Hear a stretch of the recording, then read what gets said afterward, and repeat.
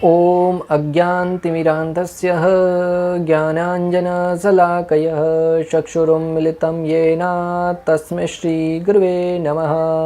हरे कृष्णा। तो आज का हमारा विषय है शयन एकादशी, जिसे पद्मा एकादशी या देवचयनी एकादशी के नाम से भी जाना जाता है। भविष्योत्तर पुराण में भगवान श्री कृष्ण और युधिष्ठिर महाराज के बीच संवाद के रूप में इस एकादशी के महात्म्य का वर्णन मिलता है। महाराज युधिष्ठिर ने भगवान श्री कृष्ण से पूछा कि हे केशव, आषाढ़ मास के शुक्ल पक्ष में आने वाली एकादशी का नाम क्या है? इस एकादशी के देवता कौन हैं? इस व्रत के पालन की विधि क्या है? इसके बारे में मुझे विस्तार से बताइए।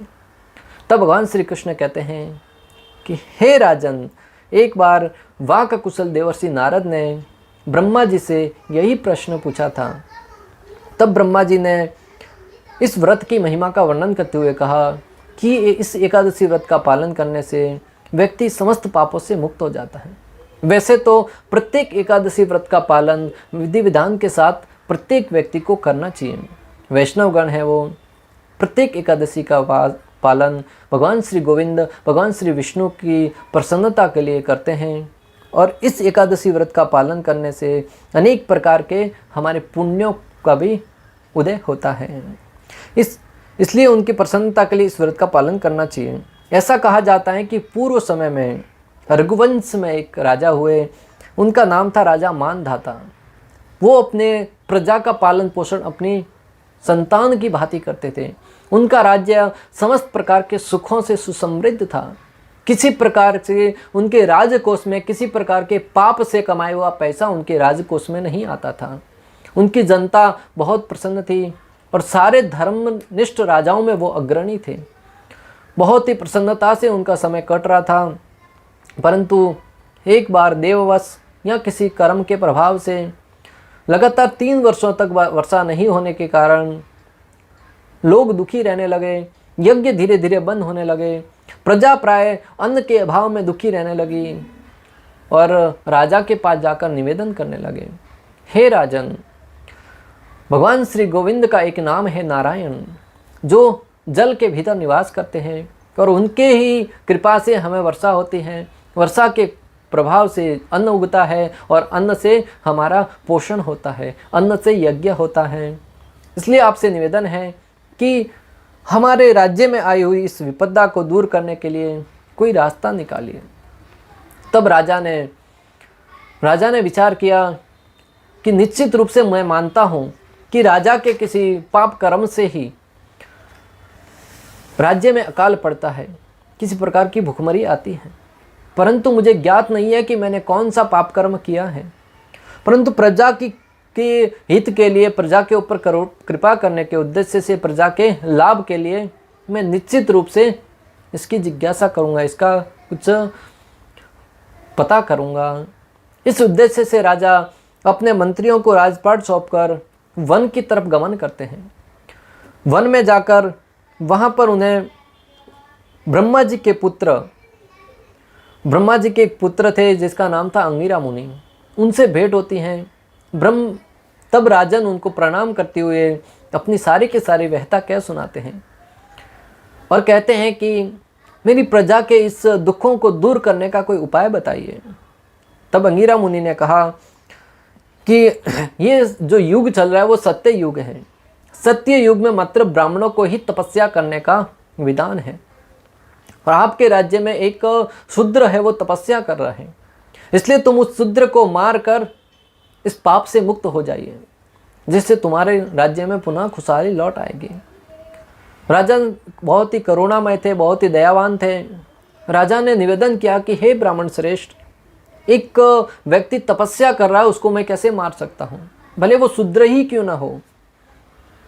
इसलिए मुझे कोई और उपाय बताइए। तब अंगिरा मुनि ने राजा को संबोधित करते हुए कहा कि आषाढ़ मास के शुक्ल पक्ष में आने वाली जो एकादशी है, उस एकादशी को शयन एकादशी कहा जाता है, और इस एकादशी व्रत का पालन करने से, और तुम्हारे राज्य के प्रत्येक नागरिक को इस एकादशी व्रत का पालन करना चाहिए, और इस एकादशी के फल के प्रभाव से भगवान गोविंद प्रसन्न होंगे और निश्चित रूप से वर्षा होगी और तुम्हें पुनः खुशहाली लौट आएगी। ऋषिवर के कहे अनुसार राजा ने ऐसा ही किया और सारे के सारे नागरिकों ने इस एकादशी व्रत का पालन किया और इस एकादशी व्रत के पालन के प्रभाव से वर्षा हुई और वर्षा सारे के सारे राज्य में सुख समृद्धि, सारी प्रजा प्रसन्न हो गई, सुख समृद्धि छा गई और सारी राजा और प्रजा है वो प्रसन्न हो गए। इस व्रत के पालन से भगवान ऋषिकेश प्रसन्न होते हैं और व्रत करने वाले के कथन अथवा श्रवण करने से सभी पाप नष्ट हो जाते हैं। इस एकादशी व्रत को विष्णु शयन एकादशी भी कहते हैं। भगवान श्री विष्णु की प्रसन्नता के लिए वैष्णव जन इस व्रत का पालन विधि विधान के साथ करते हैं और इस एकादशी से ही चातुर्मास का प्रारंभ भी होता है, जिसमें भगवान श्री गोविंद है वो शयन करते हैं। इस काल से उनके उठने तक 4 महीने उनके गुणों का श्रवण कीर्तन करके वैष्णव इस व्रत का पालन करते हैं। आगे युधिष्ठिर महाराज भगवान श्री कृष्ण से पूछते हैं कि भगवान किस प्रकार इस विष्णु शयन व्रत का अर्थात चातुर्मास का पालन करना चाहिए, कृपया इस बारे में विस्तार से वर्णन कीजिए। तो चातुर्मास की महिमा का वर्णन करते हुए और उसका पालन करने की विधि बताते हुए भगवान श्री कृष्ण भगवान श्री गोविंद युधिष्ठिर महाराज से कहते हैं कि हे राजन, जब सूर्य कर्क राशि में प्रवेश करता है और उस समय अखिल ब्रह्मांड के पालक भगवान श्री मधुसूदन शयन करते हैं, जिस समय सूर्य तुला राशि में प्रवेश करता है उस समय भगवान निद्रा से जाग जाते हैं। शयन एकादशी से चातुर्मास प्रारंभ होता है। हे युधिष्ठिर महाराज, प्रातः उठकर स्नान के पश्चात भगवान श्री विष्णु को पीताम्बर पहनाना चाहिए, भगवान के लिए सफ़ेद चादर का बिछाना लगाना चाहिए, भगवान को पंचामृत का अभिषेक करके उन्हें पोंछकर चंदन का लेप लगाना चाहिए, धूप दीप फूल अर्पण करके उनकी पूजा करनी चाहिए और उन्हें सुलाना चाहिए। चातुर्मास का प्रारंभ हम एकादशी, द्वादशी, पूर्णमासी या अष्टमी या संक्रांति सूर्य कर्क राशि में प्रवेश करता है उस दिन से कर सकते हैं। कार्तिक मास द्वादशी को चातुर्मास का व्रत समाप्त होता है। जो व्यक्ति चातुर्मास व्रत धारण करता है वह भगवान का स्मरण करते हुए सूर्य के समान तेजस्वी विमान में बैठकर भगवान के धाम को जाता है। जो व्यक्ति चातुर्मास में भगवान के मंदिर की आगे के आंगन का मार्जन करता है, सफाई करता है, पेड़ और लताओं से सुशोभित करता है, उससे 7 जन्म आनंद की प्राप्ति होती है। साथ में भगवान को घी का दीपक अर्पण करने से 7 जन्म आनंद की प्राप्ति होती है। साथ ही साथ भगवान को घी का दीप अर्पण करने से व्यक्ति समृद्ध और भाग्यशाली बनता है। जो व्यक्ति मंदिर में प्रातः, संध्या और दोपहर में गायत्री मंत्र का जप 108 बार करता है वह पाप में कार्य में रत नहीं होता है। व्यासदेव उस व्यक्ति पर प्रसन्न होते हैं और उसे विष्णु लोक की प्राप्ति होती है। जो व्यक्ति विद्वान ब्राह्मण को 28 अथवा 108 मिट्टी के बर्तन भर के तिल दान देता है वह काया वाचा और मन से किए हुए सभी प्रकार के पापों से मुक्त हो जाता है। भगवान जनार्दन जब तक निद्रा में रहते हैं उस समय तक व्रतधारी व्यक्ति को पलंग पर नहीं सोना चाहिए। चातुर्मास के अंदर किए जाने वाले नियमों का पालन करने के विषय में यहाँ पर वर्णन करते हुए भगवान कहते हैं कि 4 महीने तक व्यक्ति को जो व्रत का पालन करता है उसे पलंग पर नहीं सोकर नीचे चटाई बिछाकर सोना चाहिए।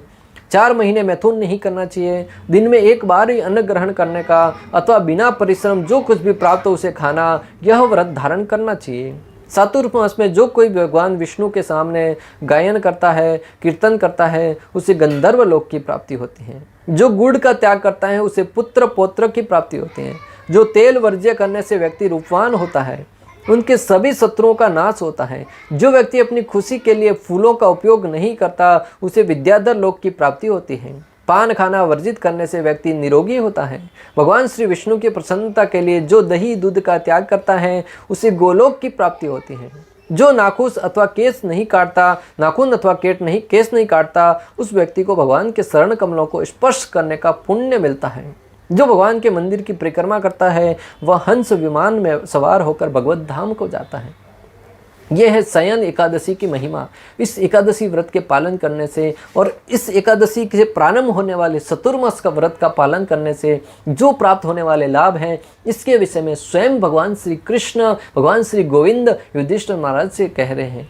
इसलिए हमें इस महिमा का गान श्रवण करने के उपरांत इस एकादशी व्रत का पालन करके और अन्यों को इस महिमा का गान सुना के उनको भी एकादशी व्रत का पालन करने के लिए प्रेरित करें, जिससे प्रत्येक व्यक्ति को भगवान श्री गोविंद, भगवान श्री कृष्ण की अहेतु की भक्ति प्राप्त हो सके। और जो भक्ति को बढ़ाने वाली है वो है एकादशी व्रत। इस एकादशी व्रत का पालन विधि विधान के साथ करें और अपने जीवन में पुण्यों का उदय करके भगवत प्राप्ति और भगवत भक्ति को प्राप्त करें। इस प्रकार शयन एकादशी की महिमा पूर्ण हुई। शयन एकादशी की जय। भगवान श्री गोविंद की जय। हरे कृष्णा कृष्ण कृष्ण हरे हरे, हरे राम राम राम हरे हरे।